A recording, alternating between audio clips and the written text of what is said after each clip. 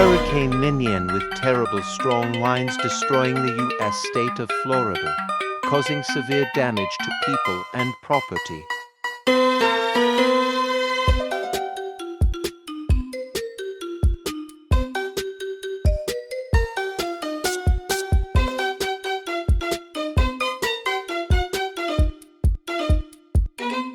The first time a strong storm hit a desert area,